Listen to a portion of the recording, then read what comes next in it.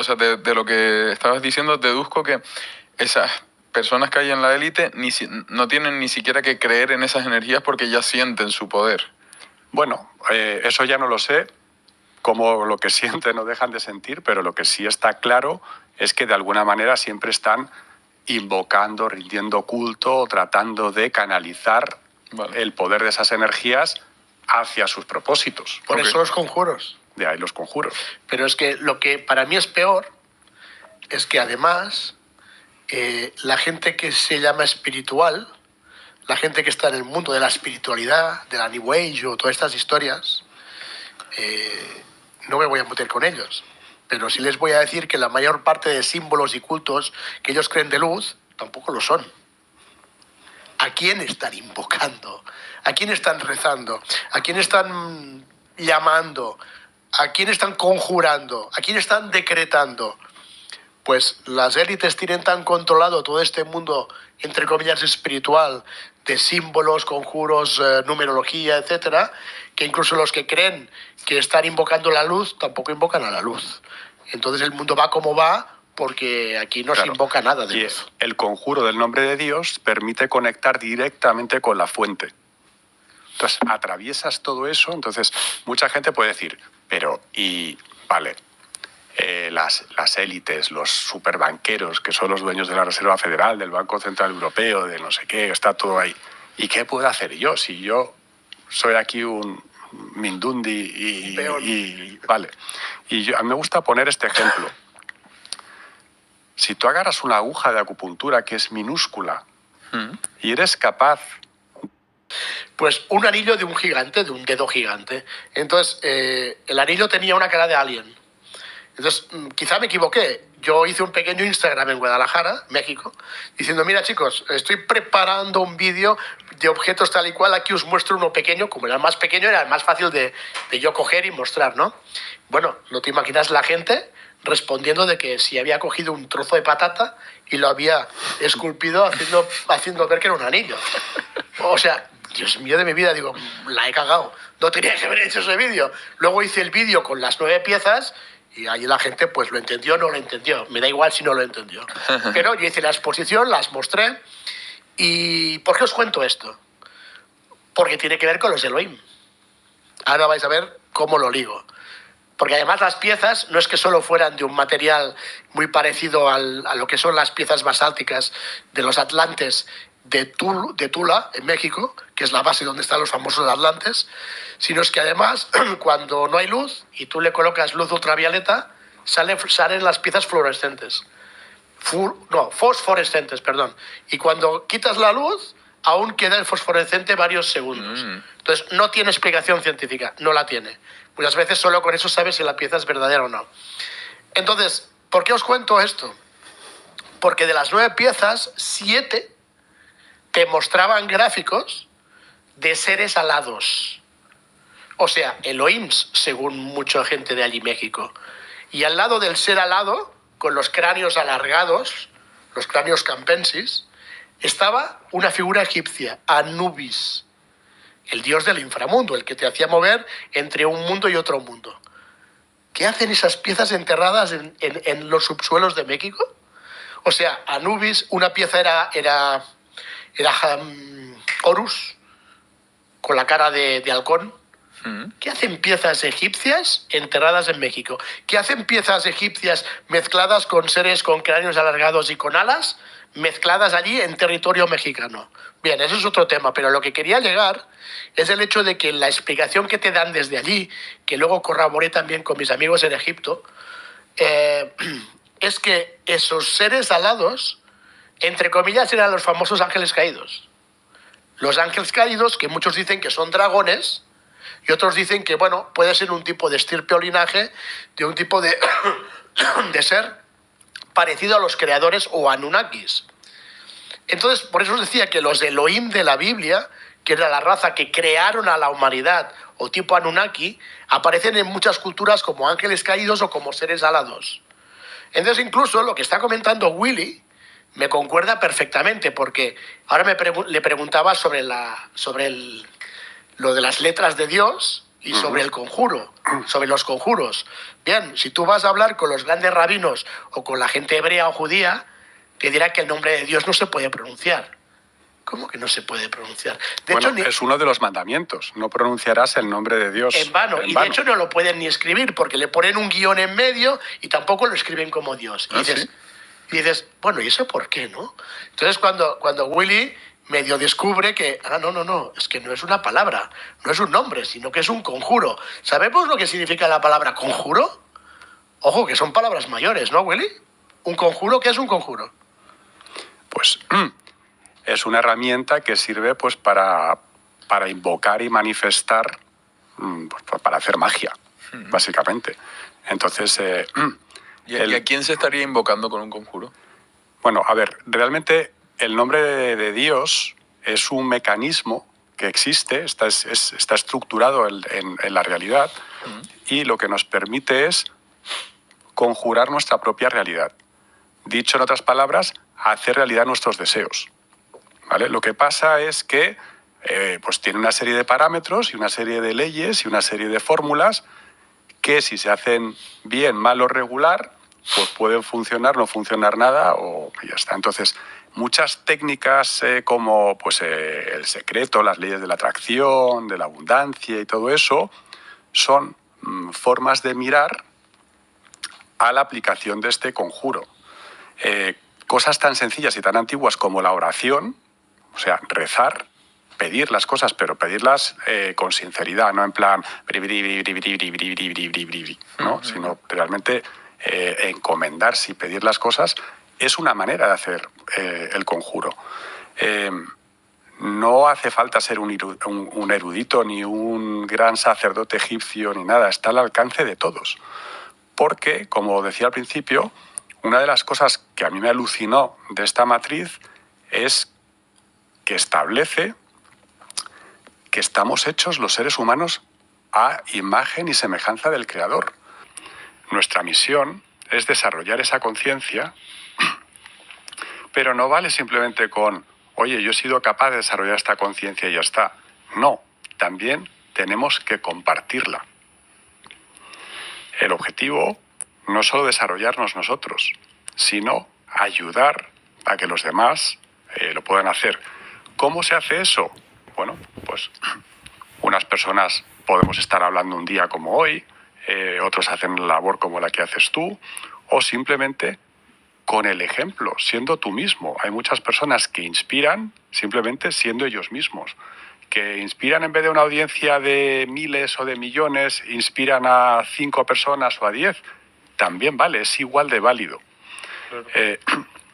Y ese es, digamos, el camino y lo que va a quedar una vez que nosotros nos vayamos de aquí.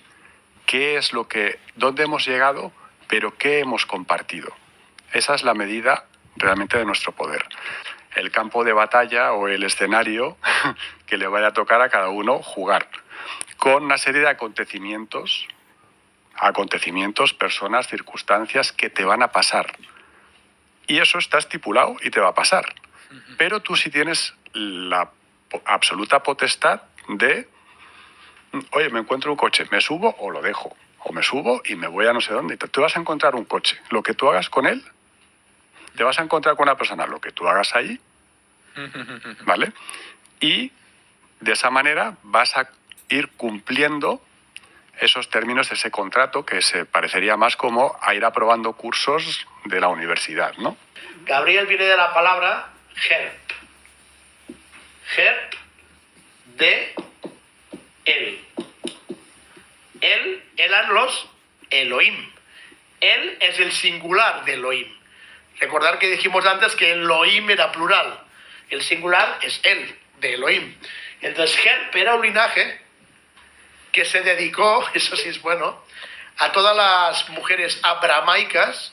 ¿Qué significa abramaicas? Abramaicas eran todas las mujeres de descendencia de Abraham. Todas, y en la Biblia hay un montón, que te cuentan que como en la Virgen María apareció un ángel y le dijo que pronto tendría un hijo como la Virgen María. Bueno, pues la historia de la nueva cronología mundial, juntamente con información del teléfono rojo e información de muchos investigadores también que habían trabajado en el Vaticano, te cuenta de que la mayor parte de mujeres de la descendencia de Abraham fueron fecundadas por los Herp, con lo cual esa descendencia hasta Jesús eran híbridos. Híbridos diferentes a las demás estirpes y linajes. Y Jesús era híbrido también. O sea, el padre de Jesús sería un Herp, como un linaje de otro simulador. Seres de otro simulador que tenían la capacidad de entrar en este simulador. O dentro de este simulador, pero de otro mundo, otra dimensión. Entonces, cuando te hablan de los ángeles, que son los que venían a darte las nuevas de las vírgenes, realmente les fecundaban. O no diré que fuera físicamente, podría ser también un tipo de fecundación in vitro. Evidentemente era o una tecnología de fecundación. Entonces esa estirpe que vino con esos linajes hebreos tan importantes hasta hoy en día son híbridos. Bueno, ¿por qué os comentaba todo esto? Por lo de la firma de Dios. Bien, ¿cómo se escribe en hebreo el nombre de Dios? Pues no sé si se verá. ¿Se ve, Frank? Un Un puntito. poco flojito. No sé si... Sí, se ve. El rojo Bueno, pintará mejor. vete pintando el rojo. Déjame el rojo, porque a lo mejor el rojo se ve más claro. A ver si el rojo se ve mejor. Gracias. ¿Te lo abro? ¿Se ve mejor el rojo? Bien, sí. Vale. Tenemos 4 letras. No, pero si escribes hebreo también. Claro. Sabéis que el hebreo se lee de derecha a izquierda, no de izquierda a derecha. Vale. Entonces, esta es la letra Yot. Esta es la letra Hei. Esta es la letra Baf. Y esta vuelve a ser la Hei. Estas dos son iguales. Esto es como una N partida, pero es una misma letra. Yot, Hei, Baf y Hei. Sabéis que en hebreo, bueno, esto es la palabra Yahvé. Vale. La palabra Yahvé en hebreo. Las letras hebreas. Sabemos que las letras, como decía también Willy antes, realmente no son letras. Son símbolos, son fonética o son conjuros, que luego nosotros hemos traducido como letras. Bien, los hebreos, como descendientes de una cultura que no era suya, sino que recibieron como híbridos, utilizaban los números no como matemática, sino como una especie de cultura llamada gematría. ¿Qué es la gematría? La gematría es que a cada símbolo se le da un número. Bien, vamos a ponerles números. Tenemos que la Yot tiene como símbolo o como número el número 10. Tenemos que la Hei, que hay 2, tiene el 5, o sea, 5 aquí y 5 aquí. Y tenemos que la Baf tiene el número 6. 10, 5, 6, 5. ¿Cuánto suma? 26.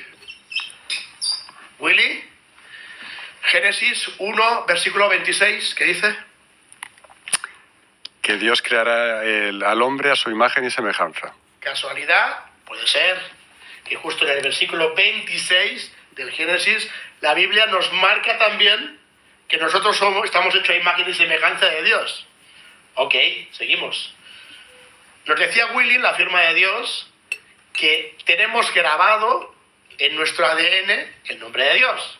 Ok, aquí tenemos el nombre de Dios. ¿Qué es el ADN? Pues el ADN son diferentes hebras, donde están los diferentes tipos de componentes genéticos del ADN. En cada curva de estas, donde se gira, hay 10 nucleótidos por un lado y 10 nucleótidos por otro lado, que forman un par de nucleótidos. En cada curva hay 10. Si lo ponemos en grande, tenemos un nucleótido allí, otro nucleótido, y entre ellos tenemos lo que llaman un puente de hidrógeno. Sabéis que en el ADN siempre hay esto así. Estos son los puentes de hidrógeno. Un nucleótido se le llama el par de nucleótidos unidos por un puente de hidrógeno. Este puente de hidrógeno, a su vez, está dividido entre 1, 2, 3 y 4 tipos diferentes de sustancias hidrogenadas. Vale, hemos dicho que cada par de nucleótidos, cuando forman las curvas, son pares de 10. Con lo cual, aquí tenemos el 10. Willy, ¿cuánto tendríamos en esta primera parte? ¿A qué te refieres? En el puente de hidrógeno, en la primera parte, ¿qué es lo que tendríamos? Tendríamos 5 carbonos, si no me equivoco. 5 carbonos. En la segunda, 3. No, luego hay 3 que Tres. hacen el puente de hidrógeno. Aquí 3 más. He hecho uno de más, no pasa nada. No. Sí, correcto. Y aquí hay 5 otra vez. ¿Vale? Este sobra. Estos 3, de hecho son el mismo porque son el enganche entre uno y otro. Con lo cual estos 3 forman un 6.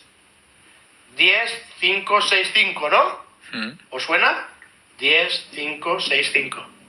Dentro de lo que es el ADN humano, dentro de su ADN, de sus nucleótidos y puentes de hidrógeno, esos carbonos nos marcan justo lo mismo que la geometría nos marca que tiene el valor del nombre de Dios.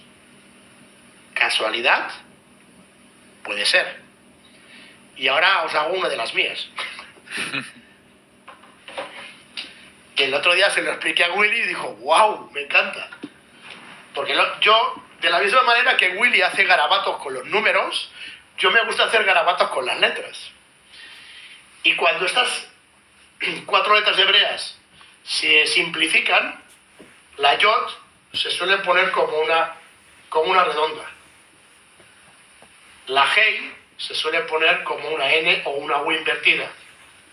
Y la Vav se suele poner como un palo, para escribir rápido, porque eso tiene más elaboración que la que yo he hecho, ¿no? Claro. Y estaba haciendo garabatos, y de repente hago un garabato y digo, hostia, qué casualidad.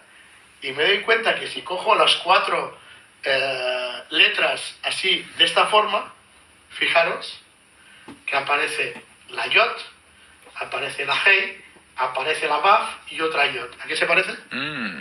¿Te parece a mí? Sale Pedro dentro también de las 4 letras hebreas. ¿Casualidad? ¿Os gusta? ¿Interesante? Interesante. Esto en el documental está bien contado así con imágenes, o sea que lo podéis sacar de ahí y lo usáis. Ahí la tienes si la necesitas de nuevo. Tenéis permiso para usarlo como queráis. Muy bien, muy bien. Pondremos, sí. Sacaremos algún recurso. A ver, Luego- realmente esto lo que quiere decir, lo que venía a decir es que ejemplos como estas casualidades, la estructura del ADN, de estos juegos con las letras hebreas, y hay muchos más que se pueden comentar, lo que vienen a decir es eso, que tenemos ese poder de creación y que el nombre de Dios, que ya dicen en los mandamientos de no pronunciarás el nombre de Dios en vano, y la Biblia no para de tener advertencias sobre no se pronunciará, no se puede pronunciar, porque realmente es un conjuro. Las letras hebreas, incluso lo voy a contar de una manera como muy gráfica, las letras hebreas, como casi todos los vocabularios antiguos, representaban también objetos. De hecho, se pintaban un poco en función de los objetos, ¿no? El yod es una mano, las ab son ventanas y la vav es como si fuese un clavo, ¿no? Entonces tendríamos como mano, ventana, clavo, ventana. Vale. Y esto lo que quiere decir es que si la mano, que es nuestra intención, lo que nosotros queremos coger, agarrar, ¿vale? Si nosotros eso que queremos agarrar lo proyectamos en una ventana de nuestra mente, digamos, es como si tenemos aquí la ventana, con la mano proyectamos lo que queremos, nos agarramos al clavo y tiramos del clavo, hacemos que lo que estamos proyectando en nuestra mente lo llevamos a la ventana de la realidad. Ese es un poquito el mecanismo metafísico de cómo funciona. La realidad de cómo funciona, porque esto explicado así, dice, bueno, ¿y a mí qué me sirve? Voy a agarrar yo con la mano así, a ver qué hago, ¿no? Es un poco como ley de atracción, de alguna forma. Sí, realmente. Lo que pasa es que la ley de atracción muchas veces no funciona.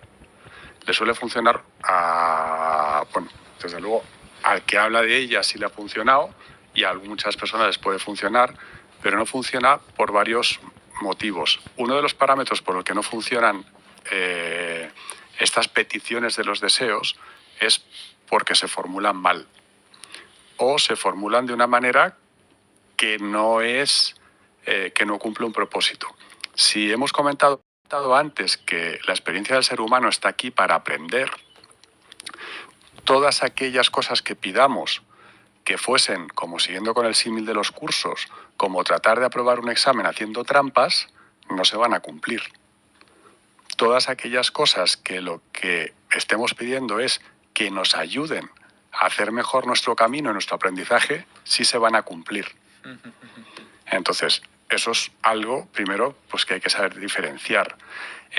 Luego, mucha gente también se equivoca y se confunde, esto es parte de la confusión que nos crean las élites, se concentra en pedir dinero. Y eso nunca funciona. ¿Por qué? Porque el libre albedrío es sagrado. Es uno de las condiciones sagradas e inviolables que tiene el ser humano.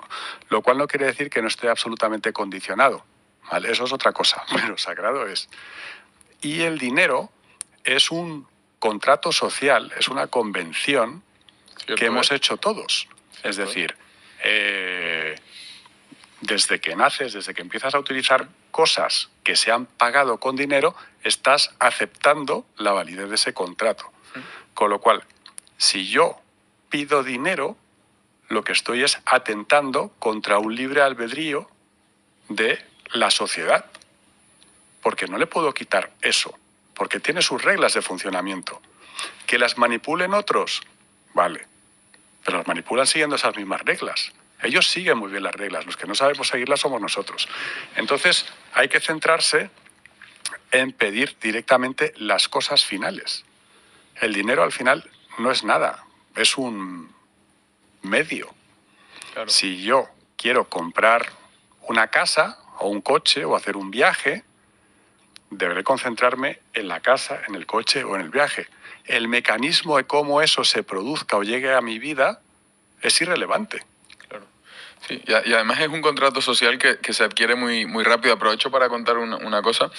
Es un vídeo, una especie de documental, experimento que hacían con chimpancés, ¿no? Para intentar inculcarles el valor o sea, intentar introducir el dinero como una pieza fundamental de esa convivencia que tienen en su tribu, en su sociedad. Entonces empiezan poco a poco a darles dinero y a intercambiárselo por fruta. Entonces, y muy rápidamente los chimpancés entienden que vale, el dinero significa fruta, entonces sueltan dinero y los chimpancés van, recolectan dinero y al principio lo intercambiaban por fruta, pero luego pasa algo muy curioso, instantáneamente, que los chimpancés macho dejan de ir a entregar el dinero a los cuidadores para intercambiarlo por fruta y empiezan a entregarlo a los chimpancés hembra para follárselas. O sea, que surge la prostitución en el primer momento que aparece el dinero. Bueno, no, sí, a ver, si el dinero es un gran concepto para el intercambio y de bienes y servicios y de todo. Pero eso es uno de los problemas que tiene. Claro. Igual que como decía, cuando se invocan deseos, también muchas veces se piden cosas que implican el libre albedrío de otra persona. Quiero que fulanito me quiera, o quiero que haga tal, o quiero... Incorrecto. O sea, ya de partida no va a funcionar. Porque hay que saber formular la demanda. Hay que saber formular muy bien. Luego también las palabras son muy poderosas. Y uno formula las cosas de forma incorrecta. Es como si, oye, si haces un contrato y está mal redactado, no te quejes luego de lo que has firmado. Claro. Entonces, hay mucha gente que dice, me gustaría ir al Caribe. Y lo está formulando y dice, me gustaría a futuro o a condicional o a hipotético, pues sí, te gustaría y dentro de 20 años te seguirá gustando ir al Caribe. Claro. Pero irás, ¿no? Siempre hay que pedir en presente. Se te está concediendo que te gustaría, sí, te gustaría y te seguirá gustando. Me gustaría esa casa, no, esa es mi casa. Claro. Como si ya fuera tuya. Esto es muy importante, sí, Sí. el lenguaje que utilizamos con nosotros mismos, incluso Y tratar para el de... fumar, por ejemplo, ¿no? No es llevo 10 días sin fumar, no es lo mismo que ahora soy una persona que no fuma. Es muy Claro. diferente la relación contigo mismo, ¿no? Y la forma de Totalmente. pensar, ¿cierto? El uso de los negativos también, ¿vale? Se me da mal, no puedo, ¿no? No, o si... A ver, pongamos que en cada palabra tiene energía, ¿vale? Tú estás formulando algo, las palabras son como contenedores que encierran la energía. Entonces, yo digo, no quiero un coche rojo. ¿Qué porcentaje ocupa el no dentro de toda la energía de esa frase? Un 10% apenas. Sí. Entonces, ¿de qué color será el coche que vas a tener? Rojo. ¿Y cómo habría que formular esto entonces? Pues quiero un coche azul o en positivo. Vale. Tienes que tratar de No formular las decir cosas lo que no quieras. en No tienes que decir lo que no quieras. Tienes que decir lo que quieres. Lo que quieres. Y tienes que traerlo a tu presente. Y además, bueno, aquí ya, pues, ya que estamos, pues lo completamos, ¿no? De explicar. Es muy importante, esto es como tirar con arco, ¿vale? Entonces, cuando se hace cualquier conjuro, hace falta hacer algo, un ritual, algo, una palabra, un gesto, algo que sirva de apertura y otra cosa que sirva de cierre, ¿vale? Por eso, pues las religiones, la Iglesia Católica, que son muy sabias y conocen estos mecanismos muy bien, por ejemplo, siempre arrancan cualquier oración, cualquier invocación con santiguarse, con las manos, con algún gesto que lo que está haciendo es me estoy metiendo en este momento en realizar este conjuro. Y siempre lo cierran con un amén, así sea, lo que sea. Si tú no lo cierras, ¿vale? Sería como si yo hablase sin puntuar las frases. Se diluye la fuerza de lo que yo estoy pidiendo porque no tiene ni principio ni fin. Cierto, ¿eh?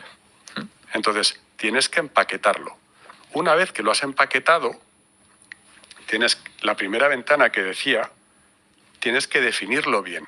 Ese definirlo bien lo puedes hacer con palabras que tienen mucho truco, como hemos comentado, o con imágenes, que también funcionan. Lo puedes hacer sin palabras, simplemente con imágenes. Pero esas imágenes hay que cargarlas emocionalmente. Emoción quiere decir energía en movimiento. Mago viene del antiguo persa. Un mago es el que movía las energías. Entonces, la emoción es la gasolina, es la fuerza de los Jedi, ¿vale? Es lo que canaliza, carga eso de potencia para proyectarlo. Es como cuando ponemos una lupa que queremos encender fuego con una lupa y estamos concentrando los haces del sol, ¿vale? Esos haces del sol son nuestra emoción. Que está nublado, que hay poca emoción, que estoy pensando en una cosa pero que ni fu ni fa, pues ni fu ni fa. Que estoy pensando en algo que es que me da la vida, me encanta y tal y cual, pues le estoy metiendo potencia. Y luego hay que concentrarlo. Y aquí, por ejemplo, viene uno de,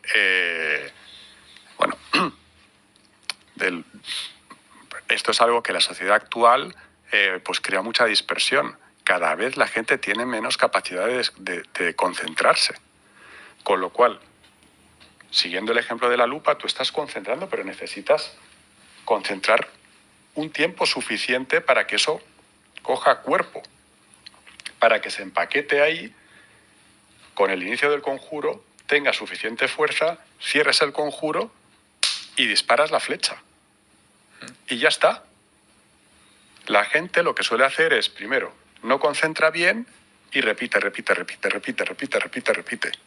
Si eso pasa es por de chiripa. No. O porque esto es tan poderoso que a veces funciona aunque no se haga del todo bien. Pero cuando se hace bien, es impresionante los resultados. Pero impresionante.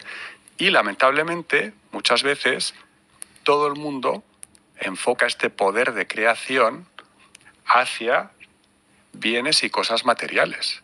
Pero es que esto te permite sanar tu interior, sanar heridas del pasado, sanar tu inconsciente, sanar tu karma. O sea, es poderosísimo. Va mucho más allá de que si yo quiero conseguir un objeto o esto o lo otro.